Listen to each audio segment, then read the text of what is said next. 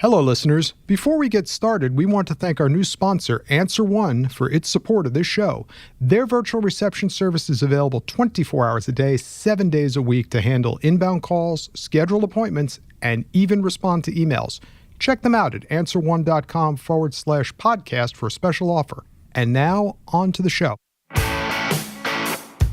Welcome to the ABA Journal Legal Rebels podcast, where we talk to men and women who are remaking the legal profession, changing the way the law is practiced, and setting standards that will guide us into the future.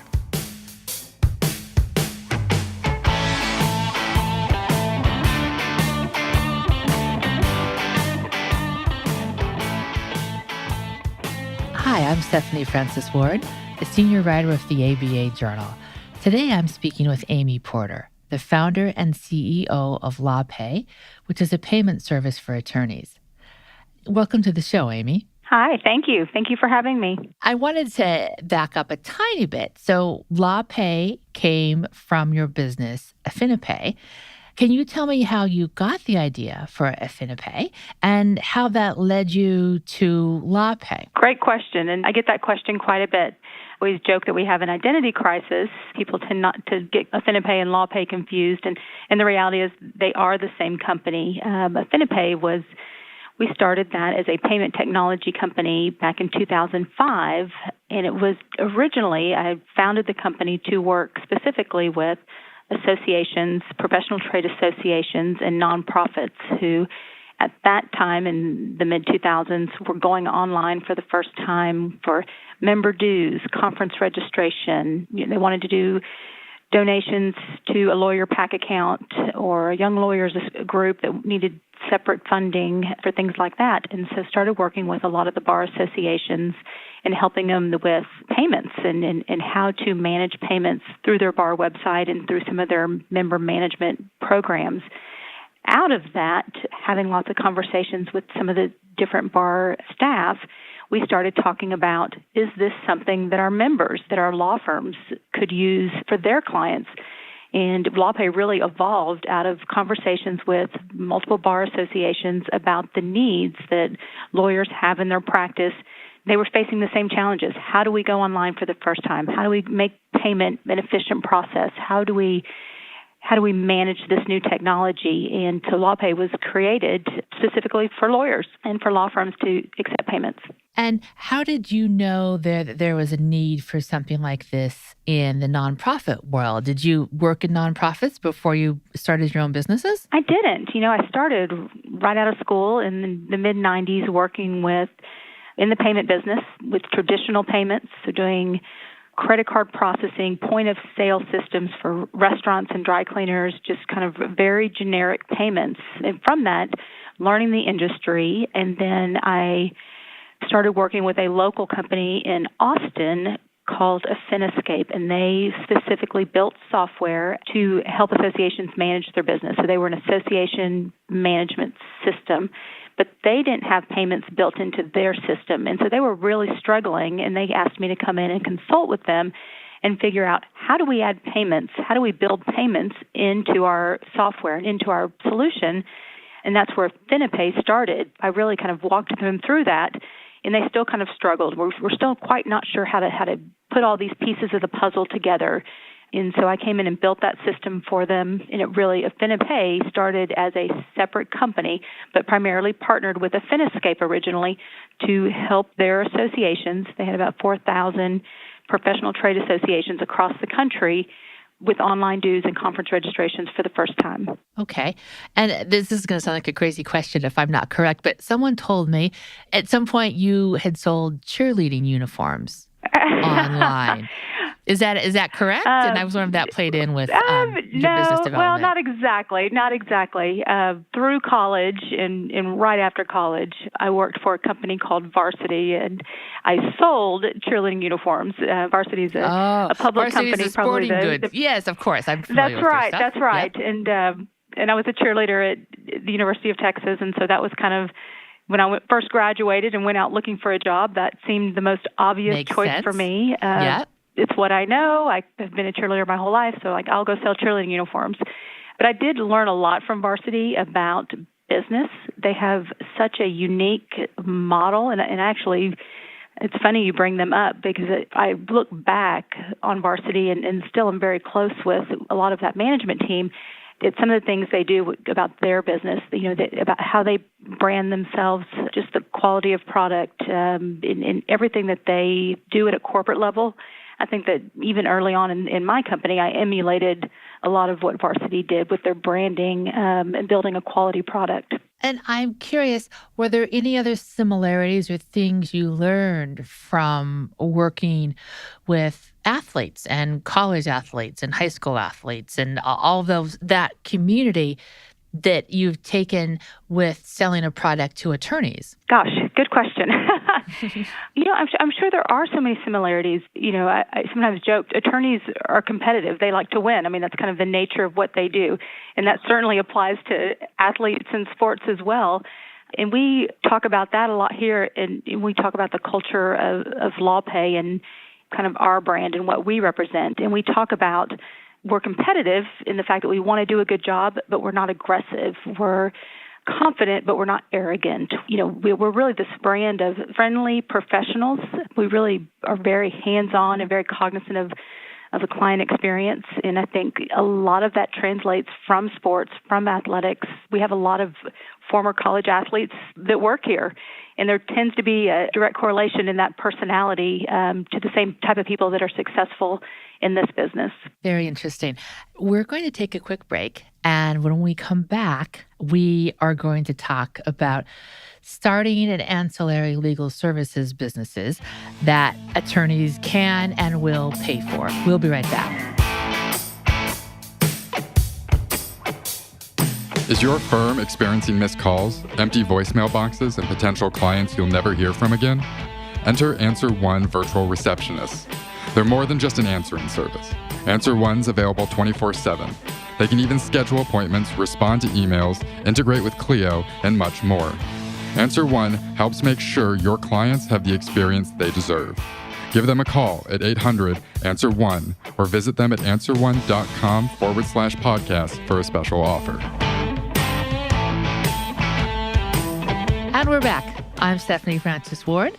And on this issue of the ABA Journal's Legal Rebel Trailblazer podcast, I am speaking with Amy Porter, the founder and CEO of LawPay. So, Amy, we talked about the similarities with athletes and the athletic arena in colleges and how that translates to the legal world. I'm also curious, and maybe this kind of ties in with what you told me before the break. I think a lot of people try to start ancillary legal businesses, but some run into problems because their business either just can't make enough money to stay open, or lawyers won't pay for the service, or maybe the service is already offered by a much larger public company that's going to have different costs of doing business than you do. What advice do you have about starting a business that lawyers need and are willing to pay for? Great question. And you do see that. You see, I go to a lot of the different bar events across the country, and we see new sponsors and new vendors popping up every year, and then they don't come back the next year, and you wonder, what happened to those guys? Mm-hmm. And I think what happens is, I think there's no question, I think everyone acknowledges there is a gap in technology with law firms. There is a need for new technology. There's a need for disruption. But I think the mistake that I see new companies make is they kind of come in with their hero cape on, and they're going to save the day and transform the whole industry without taking time to really learn how a law firm works and to really learn what it is that lawyers actually need to be more efficient, to be more successful. Some things from the outside that we look at and say, gosh, that's really inefficient. But there's really a method to their madness. And so when a new startup comes in and tries to tell them how they're going to make it better and how they're going to be so great, it sometimes isn't well received from the law firm, especially some of your older attorneys. They do have a method to their madness. They have a way they do things that is proven successful for them. And I think almost to acknowledge that and respect that, but here's how we can make it better. Here's how we can take that next step. And it's not going to happen overnight. And so I think a lot of people also come in and they're not very patient. They expect this immediate adoption and these immediate results, and it does take time. And I think the other thing with that is you have to build that trust. You have to build that credibility. We started LawPay over 12 years ago. And so we didn't build our company overnight. And is part of, I would imagine, what's really important is for most clients, especially attorneys perhaps, you have to convince them that something is their idea. It's not that you're telling them what they should do, but it's their idea and they think it's great. You know what? There's a little bit of that, but also I think for the most part, lawyers they're very well educated. They're not incompetent. They're not stupid. They may not be very technical, or they may not be savvy with a new computer program, but that certainly does not mean that they are not very intelligent and smart individuals. And so I think being able to communicate in a way that makes it easy, that's easy to understand, that they can adopt, that doesn't completely disrupt and turn their entire workflow upside down. I think that's intimidating, and it's very frustrating for them. And I think a lot of the new legal technology comes in, they try to revamp everything that they do in their office, and they're going to get resistance. Right. Now, you have expanded your business to include CPAs, correct? We have. We found, working through in the legal industry, so after 10 years of working with lawyers, we realized one day, oh my gosh, we've got a lot of CPAs using the LawPay product. And we started reaching out to them and talking to those CPAs. And they loved the technology. They loved the features. They loved how convenient and secure it was. But at the end of the day, they weren't lawyers. And so some of the features in the LawPay technology really didn't translate to a CPA firm. They don't have IOLTA accounts. They don't have a need to accept advanced fees and retainers. So the system does look different. But we found that they were kind of duct taping and using the LawPay program for their CPA clients to collect payments online, which was great. But we started realizing, but there really is a need there on the CPA side as well. And so they are still looking for that secure, quick online payment solution that allows them to be professional. So they're not just taking kind of a PayPal or a Square type payment on their phone. They want something that makes them look professional, that's online, that's customized for their firm, that integrates with their practice management system, and is really a better fit for what they do. And so we launched CPA Charge, to answer your question, about almost 2 years ago now, and it's been very well received, and we're very excited about that. We work with the AICPA and a number of the state CPA societies as partners on that program. That's really interesting to me. That I want to make sure I understand this correctly. You weren't marketing your product to them, but they started using it because it worked for what they were doing. That's right. Wow. And it was a very complementary market. Yeah. And a lot of the bars that we work with have JD CPA sections, and they have a contingency of lawyer CPAs. So there was a natural crossover, and it was a natural complementary and adjacent industry to legal, but also still recognizing lawyers and CPAs very different too. Very interesting. And that's pretty much everything that I have time for today. I wanted to thank you so much for joining us, Amy. I really appreciate it. Of course. Thank you. And listeners, thank you for joining us as well. I'm Stephanie Francis Ward, and you've been listening to the ABA Journal's Legal Rebels Trailblazer podcast series. If you'd like more information about today's show, please visit LegalRebels.com, LegalTalkNetwork.com, subscribe via iTunes and RSS, find both the ABA Journal and Legal Talk Network on Twitter, Facebook, and LinkedIn, or download the free apps from ABA Journal and Legal Talk Network in Google Play and iTunes.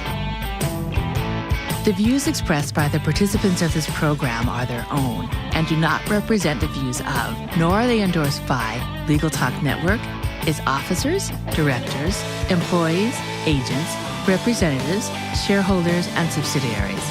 None of the content should be considered legal advice. As always, consult a lawyer.